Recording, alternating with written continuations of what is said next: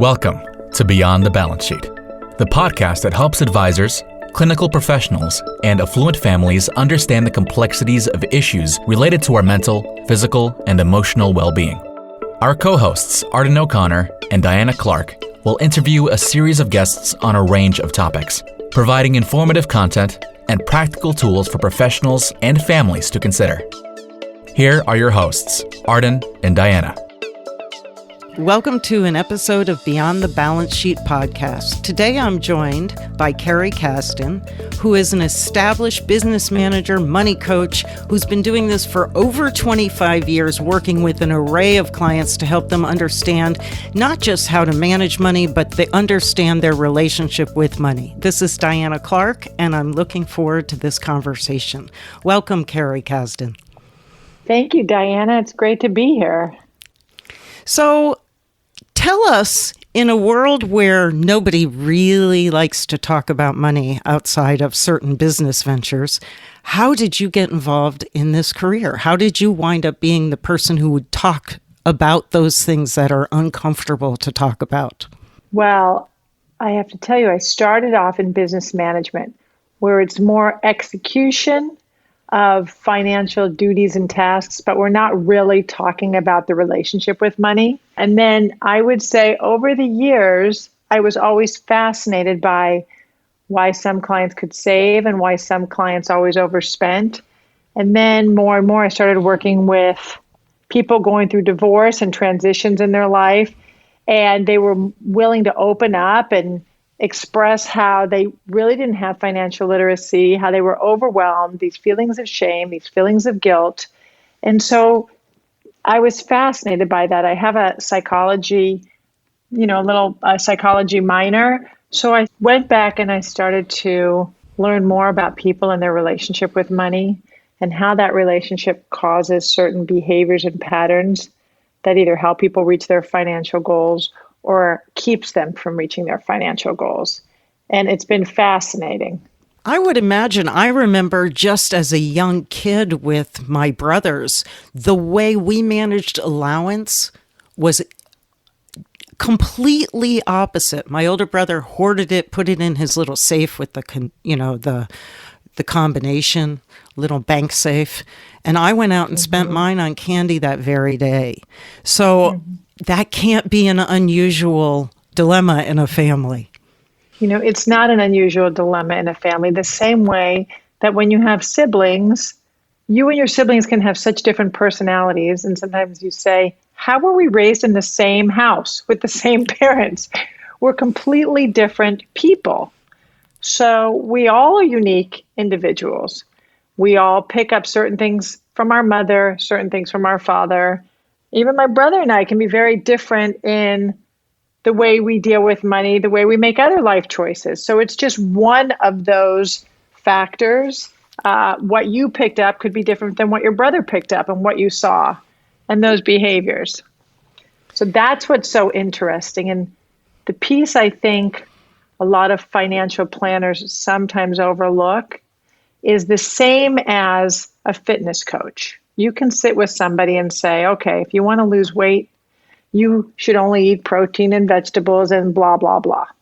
But unless you get to the underlying reason why they always turn to sugar and foods that derail them, it's not as effective of a plan. So money is the same thing. If we understand the underlying reasons why, they're more likely to stick to a plan and to reach their financial goals. And I would imagine that given the work you do of blending, financial work with coaching work and support work, that you are integral in somebody sustaining a financial plan in the same way that perhaps a trainer is essential for somebody maintaining a physical fitness plan. Exactly. I mean, that's really, sometimes I say I'm like a financial trainer. Because, and I think, again, you have to have somebody who is willing to do the work, who is ready to do the work, who is ready to commit. And then they just need some support, some encouragement, some education to really get a successful plan. When any of those steps fail, the plan's not as successful. And I love it. I love changing the landscape of people talking about money, especially women. I know that sounds a little sexist, but women still are at a disadvantage even today, talking about money with their friends. I just still think that society teaches us that boys are better at money and husbands should take care of the finances and women shouldn't do it as much. And, there's a study that shows that men, when they have successful friends, are more likely to become successful and investors. Because if a bunch of men are together and a guy says, hey, I'm putting together a fund to go into this investment, do you want to get in? Their male friends are a lot more likely to say, sure, tell me about it. This is an amazing opportunity. Women, if you get a group of women together and I say, oh, I'm putting together a fund, do you want to get in? All of a sudden, women tend to say, oh, now I feel uncomfortable. I feel you've overstepped our friendship bound. I'm not sure. This doesn't feel right. Women invest, I can't remember, I think it's about 40% less than men. And that's, today. We invest lots of things, but not money, right? Right. We're afraid. I'm telling you, women will go out and they'll spend $10,000 on a purse, but they're nervous to put $10,000 into the stock market or into an investment. Mm-hmm. Mm-hmm. I think a lot of that comes from education, from conversation. And while we are making progress, there still is a lot more work to be done. Because when you feel confident with something, anything, you're more likely to do it. When everything seems overwhelming, people get so overwhelmed with finances. And I always say, it doesn't have to be so complicated. There's a simple way to do it, little by little, first base by first base. Don't always look for the home run, just little by little. We make little changes, we invest little bits of money. So and we learn along the way. So if we make a mistake, it's not as big of a mistake. It's just, more minor. And that's, I have found how people really grow and keep to the plan. And it sounds like there's a much larger shaming dialogue that goes on with women when they take a risk and it doesn't pan out. Men say, well, that's business, that's investing. Now, there still is a lot of shame and a lot of guilt. And, men too. I mean, sometimes men will do these investments and they don't want to say, I don't really understand it, because they think they should understand it. So, but women, but they'll still go ahead and do it.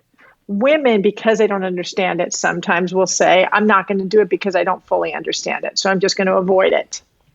Mm-hmm. So neither one is good. We need to have these conversations. We need to be open, just so that we can educate each other, so that we can help each other, even friends. I mean, I always think it's we talk to our friends about everything, our problems with our husband, our problems with our children, our problems with our own images. But yet, for some reason, we don't talk to women and our close friends about money and our fear about money and our insecurities about money and our lack of knowledge about money. So I think that's a shame. And I'm trying to change that, one woman at a time, one friendship at a time. That's great. So I would imagine that you work with the bulk of women. Is that true? Or do you find your practice equally dispersed between men and women? So my practice is equally dispersed among men or women. Business management is a lot different. We really take over the financial day-to-day operations, kind of like a back office for families, for individuals. So that's one service. When it comes to coaching, I will say it's more women, but there's also some men. I work with a lot of women going through divorce because they tend to be more at a disadvantage, not always, but more often than not. But I also deal with men, but I will say probably more women. So what are the specific issues for a human, we won't go men or woman, when they are getting divorced that makes them a good client for you, or why they would seek to start working with you? What happens during a divorce? Well, during a divorce, so many things are happening, right? You're emotionally often devastated. You're scared. You're overwhelmed. There's legal things coming at you that if you're not a lawyer, you don't understand. Now there's emotional decisions that you don't know what's going to happen. You don't know when you have children, what your future is going to be like, all of that. On top of it, there's financial decisions. Is my life going to look the same going forward? Am I going to have to cut back? I haven't paid attention. It's really a problem when one partner, either the man or the woman, has totally abdicated their financial responsibilities in the marriage and they have no clue. So we support them through that. We support them in understanding just the financial aspect of going through a divorce, what it's going to be like, what information they need to figure out, what their next chapter is going to look like. Will it be the same? Will it be better? Will it be worse? So that's where I think we're very beneficial when people are going through divorce, because your attorneys don't do that. And frankly, at the rate that people pay their attorneys, you don't want them to do that. You want to be a little organized and have your attorney really focus on all the legal stuff and maximize the amount of, get the biggest bang for the buck when you're sitting in front of your attorney. I have worked with a couple of clients who were spouses of generational wealth and had no idea what was actually part of their family's income or part of a larger trust income. And I would imagine that digging in that moment would be intimidating and overwhelming as well. Digging in that moment, it is. And unfortunately, had the couple started having conversations from the time they were married all the way through the marriage, they would understand that a little better. We know that quite often somebody marries somebody with family wealth. Well, family wealth is not community property. So they live this life. They think they've hit the mother lode. They don't understand the day they get divorced. They're like a poor person married to a wealthy person, but it's never shared. And that's really surprising to them and shocking to them. And they didn't understand it, which, in this day and age, again, when they first get married, it would be nice if somebody explained it to them up front so they could make different choices along the way. I worked with clients before where one spouse has said, well, my husband has all this money from his family that he keeps separately, and the money that he makes from his job, we go through that to the bone. So we're not saving anything together. And then if we need money, he just puts money from his separate account to the joint account. So I had to explain to her, well, you realize if you get divorced, there's nothing. Your community pot has saved nothing. That's going to be a problem. Your kids are young. Everybody's in love. Everything is good. Now's the time to have the conversation with him that doesn't feel good. I need some of this money, moved into a joint account so that I know I have some security, or I need to go and get a job right now and start building my own security. But to do nothing is a very dangerous position for these women or men to put themselves in. And then they blink their eyes and 20 years, 30 years has gone by. And now, sometimes it doesn't end so well. Right. And then the kids actually have much greater wealth than that spouse, right? That's right. The kids have greater wealth, which puts the kids in a bad position. Now they feel they have to take care of, one parent, which nobody wants. I mean, it's not a great situation with the kids. I can imagine that. So switching topics just slightly, somebody's going through an emotional divorce or they're having a stressful time at work, or what are the warning signs of somebody who is spending emotionally? In the same way, what are the warning signs for somebody who's eating emotionally? What are those signs? Look, when somebody's eating emotionally, it's pretty easy to tell when, they've gained a lot of weight, right? When someone's gained a lot of weight, sometimes we can look back and say, why did they let themselves get 40, 50 pounds overweight? Something's going on. This isn't just I was really hungry. Same thing. I mean, I see it from business management. So when we see clients shopping and shopping and spending and shopping and, so much with such excess, this isn't about the stuff anymore. This isn't that they need to have 350 pairs of shoes. There's a bigger component going on. There's a more emotional component going on that we find and that we start to explore. So that's how we see it with our clients. That's how we can identify it. But, you only need so much stuff. And especially coming out of this pandemic, I think people really saw you don't need a lot of stuff. Everybody was home. I don't know about you, but I was wearing the same 5 things for the past year. And yet I was shopping online. Found myself doing that in a way I hadn't done prior to the pandemic. Yes. Yeah. And did you wear the clothes? No. Right. I mean, a lot of times, was it fear? It wasn't need. Was it boredom? It's the same thing as eating. When you look at, are you eating because you're hungry? Are you eating because you're bored? Are you eating because you're lonely? Are you eating for other emotional reasons? Shopping is the same thing. Are you shopping because you need something, or are you shopping to fill a void, that you're bored, that you're scared, that there's uncertainty?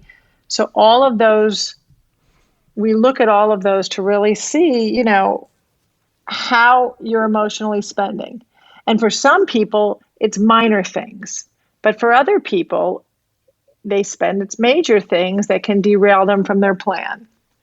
Either way, we want to be more mindful with our lives, with everything, right? With our health and wellness. They all go together. The financial component is just one of several components in our life. Do you find that some individuals actually connect their sense of self-worth to money, to what they accumulate and how they spend it? I find a lot of individuals connect their self-worth to money and how they spend it.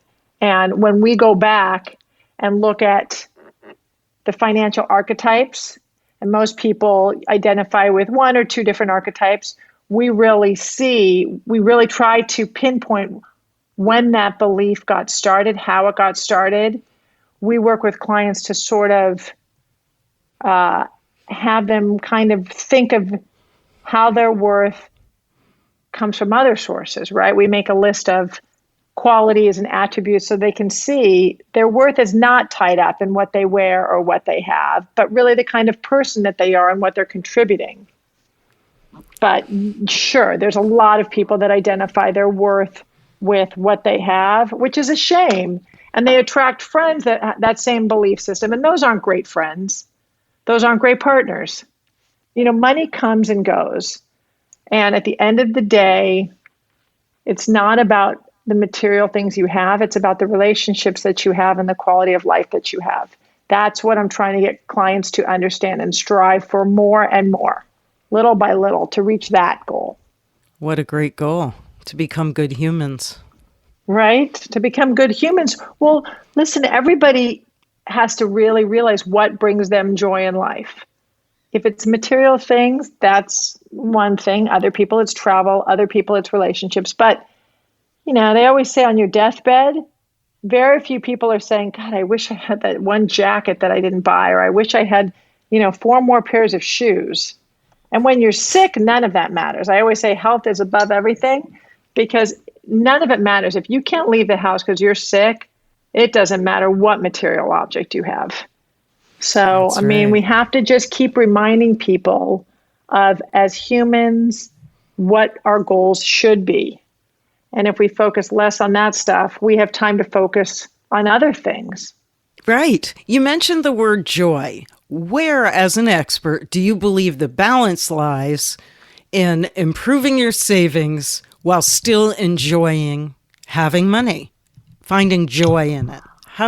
Where's the balance? This is the problem I find with clients, is that everybody creates their life and then they figure out how to pay for it. And that usually doesn't work so well, and it doesn't leave a lot left for savings. So I always say, put savings first.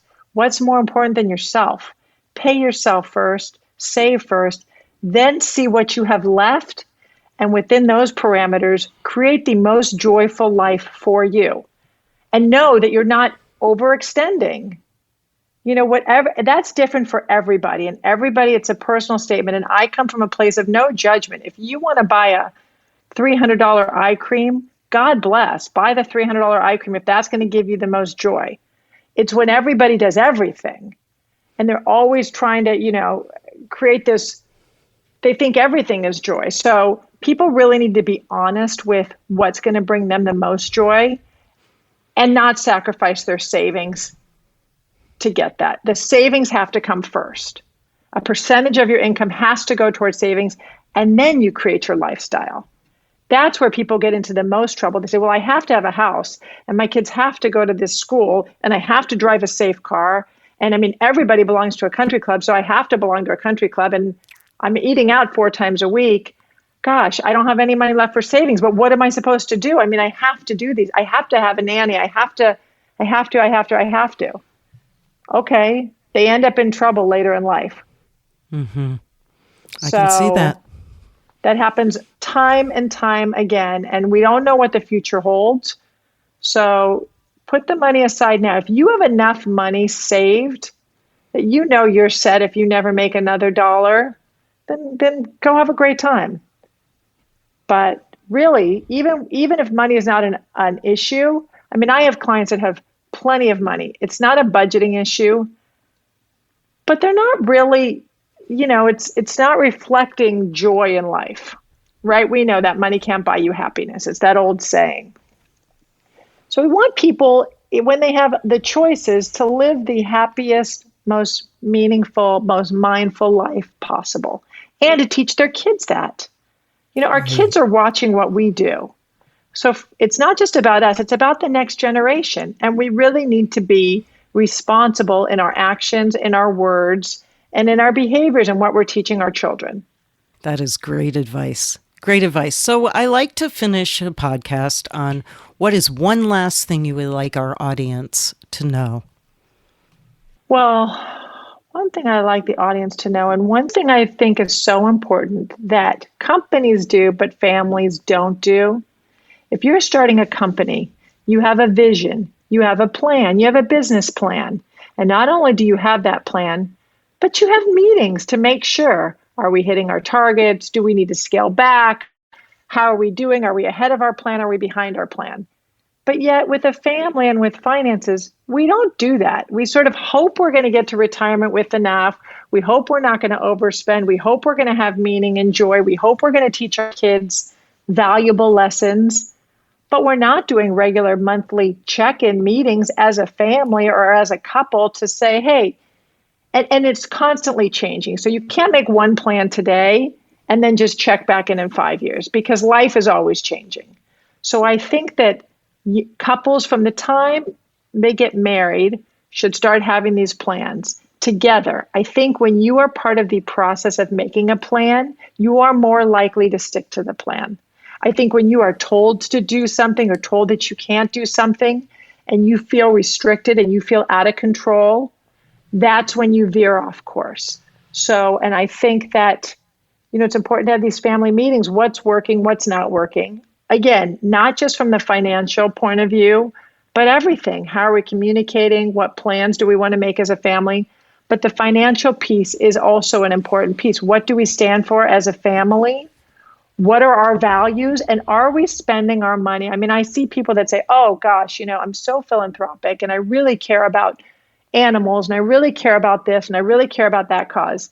And when you look at what they're spending money on, it's very little on charity and it's a lot on other stuff. So, and again, no judgment, but if that's really what you believe, shouldn't you be spending more money on that and less money on, other stuff that people always say, oh, I don't care about this or I don't care about that.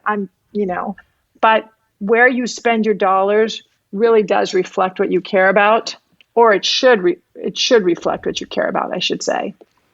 So I try to get people mindful of that and to say, it's not a one-time conversation. It's a conversation that you have to have over and over as life changes, as our needs change, as the world around us changes. for ourselves, whatever chapter we're in, for our partners as a couple, with our children when they're little, and then when we have adult children, to stay connected, to stay on track. And I think that reduces a lot of stress. People sometimes say, I have so much anxiety and I have so much stress. And I believe a lot of that comes from just the unknown and the fear. And they don't want to know because they know it's not good, that let's say they're overspending. But knowledge is power. And the more you know, you have the ability to make the changes if you want to, like anything, right? Like addiction, like overeating. You can change, but you have to want to do the work. Nobody's going to do the work for you. So somebody can give you a budget. If you don't stick to it, there was no point even doing it. I think when people are willing to do the work, and when they're willing to do the work to go back to understand the patterns, because a lot of them are subconscious, we don't even realize why we're spending. We don't even realize the messages that we may. I had a client one time that was spending all the time, and it wasn't until we looked back to realize that from a small child, her mother, who had her own issues, always taught her that, oh no, you have to look a certain way, your hair has to be a certain way, your makeup has to look a certain way, and that's why people will like you. Well, if you're telling that to a 5-year-old and a 6-year-old, you bet they're probably going to believe it when they're 20 and 25. Right. Why wouldn't they? Their mother told them that. That was their mother's beliefs, but that doesn't have to be their belief. But, they didn't even realize that. So we sort of go through life unconsciously. Again, we do a lot of things unconsciously. So I try to have people mindful of that as they're earning money and as they're creating this life and as they're transitioning through different chapters, because life is long, full of many chapters, some better than others. Exactly. I want to thank you today for talking about the subject that people don't tend to talk about, money, how we spend it, why we spend it, and what is our relationship to it. So Carrie Casden, appreciate you being here today. My pleasure. It was great being here. Thank you so much for having me on your show. Thank you. So thank you for joining us for today's episode of Beyond the Balance Sheet podcast with Carrie Casden. You can find more information about her and her services at carriecasden.com. If you've enjoyed this episode and would like to listen to more, please find us on any of your podcast platforms and like us, please. Thank you for listening to Beyond the Balance Sheet, a podcast designed to help advisors, clinical professionals, and affluent families solve some of their biggest medical, psychiatric, and emotional challenges. Visit beyondthebalancesheet.com to read more about our guests and resources, and sign up for our newsletter.